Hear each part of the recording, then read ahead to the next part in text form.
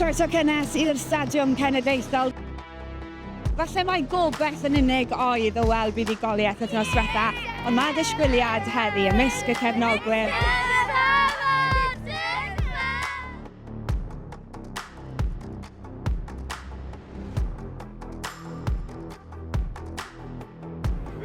Match day scarves, cash off cards.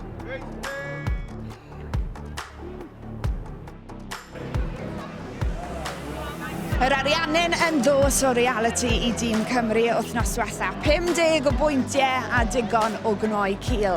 Ond gweitha'r canlyniad, mi gafon ni gipolwg o'r potensial sydd yn y criw ifanc yma.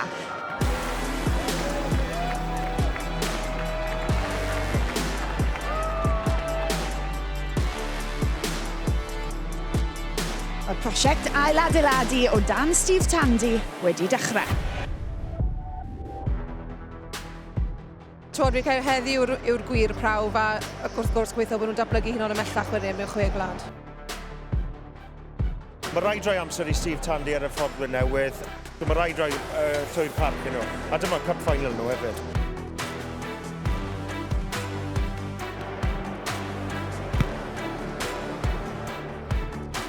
Dim ond ail gêm Steve Tandy wrth y lliw, ond mae dyn yn synhwyro bod e ar groesffordd yn barod. Mae bobl yn sylweddoli nad yw pethau yn mynd i newid dros nos a'i fod e'n brosiect tymor hir. A falle bod Cymru yn edrych mlaen i gwpan y byd mewn 2 flynedd. Ond y gêm yma heno bydd yn mynd lot o'r ffordd i benderfynu yn union pa mor anodd fydd eu tasg nhw yn gwpan y byd hynny.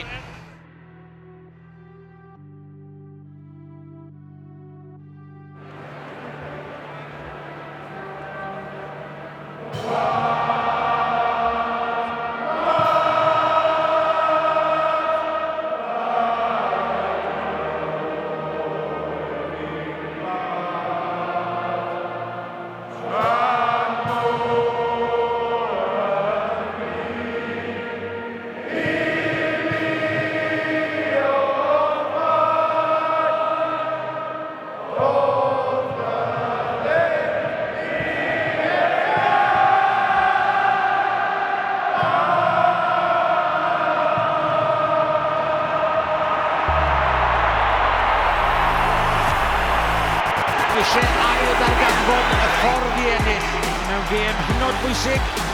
Dyna mae Cymru'n gobeithio wneud. Adam Beard yn barod.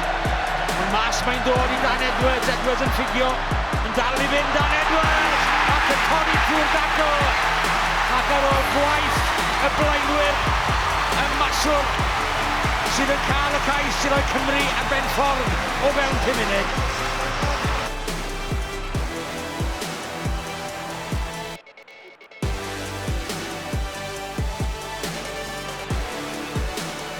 Wrth ymosod gan Japan.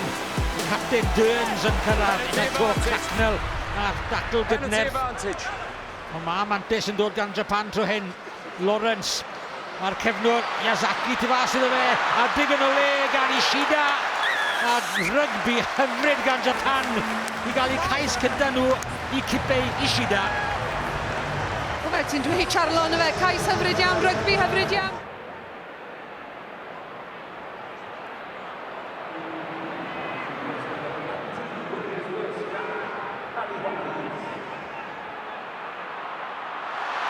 Thomas Williams yn gorredeg gan Gymru. Plymtri bron a chyrraedd y llinell gais. Dros y top mae'n mynd, mas i'r asgell. A Lewis Rhys-Samit yn plymio drosodd yn y gornel. Yn dechrau gêm am y tro cyntaf mewn 2 blynedd.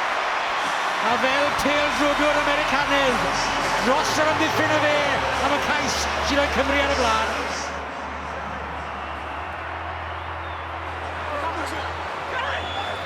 Yr wythwr sy'n edrych yn beryglis. Macisi wedi cyrraedd.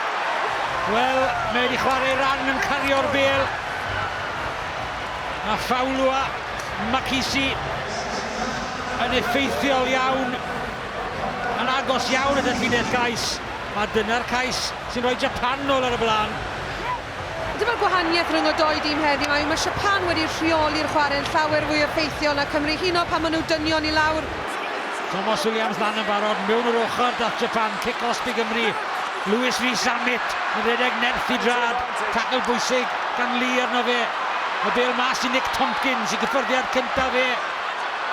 Cymru'n synhwyro bod yna gyfle fan hyn. Alex Mann yn troi ac yn gosod. Y blaenwyr gyda'i gilydd a Nick Tompkins, yr eilydd. A falle bod yna achubiaeth i Gymru. Doi gyffyrddiad a cais holl bwysig gan Nick Tompkins. Cymru nôl o fewn pwynt a trosad i ddod. Camgymeriad elfennol diangen sy'n rhoi'r cyfle i Japan fynd nôl ar y blaen yn syth. Song Shin Lee, mor gywir yma wedi bod drwy'r flwyddyn. A cefnogwyr Japan, a tîm Japan sy'n dathlu.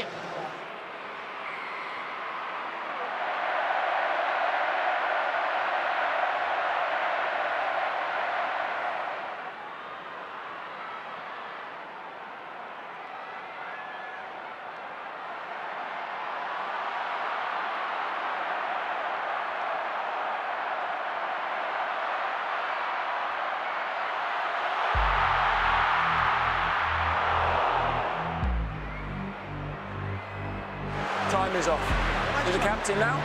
Wel, am ddrama, peder eiliad yn unig o'r gêm ar ôl. A penderfyniad anferthol i Gymru.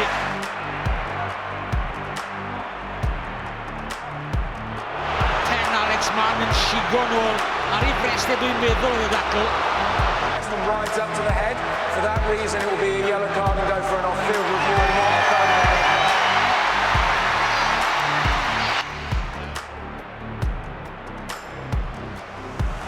Dyna ni, mae'r cloc wedi troi'n goch.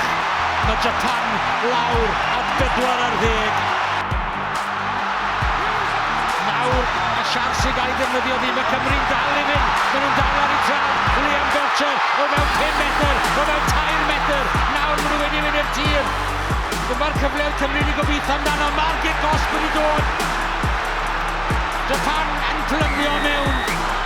A dyma'r achubiaeth o bosib mae Cymru yn mynd i gael yn yr amser ychwanegol.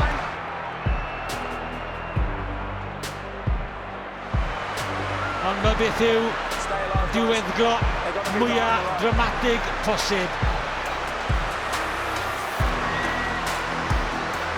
2 funud dros yr 80 wedi mynd.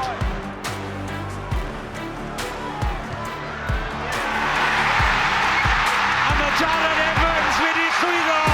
Fe yw arwr Cymru ac am yr ail flwyddyn yn olynol o glôn i dannedd gyda chic yn yr eiliadau ola. Mae Cymru wedi crafu hibo Japan. Am y tro cyntaf am 2 flynedd a hanner mae Cymru wedi ennill yn Gaerdydd. Does na fel bod nhw'n dathlu. Tor calon i Japan. Fe wnaethon nhw mor agos. A mi buddigoliaeth gyntaf eriod ar diriogaeth un o'r prif wledydd. Maen nhw wedi ennill o'r diwedd yn stadiwm y Principality, ond allai byth bod wedi bod yn agosach. Oedd hwnna'n tuff, o'n i'n neud yn galed i'n gilydd, ond ni'n siarad am bod yn tuff. A jyst y diwedd fan'na oedd yn gwych. Llawn glod i Jared, oedd cic gwych yn dda. Ryddhad o'r mwyaf bod Jared Evans wedi camu lan i'r marc. A bod gyda fe ia yn ei nerfe. A bod ei gicau yn gywir.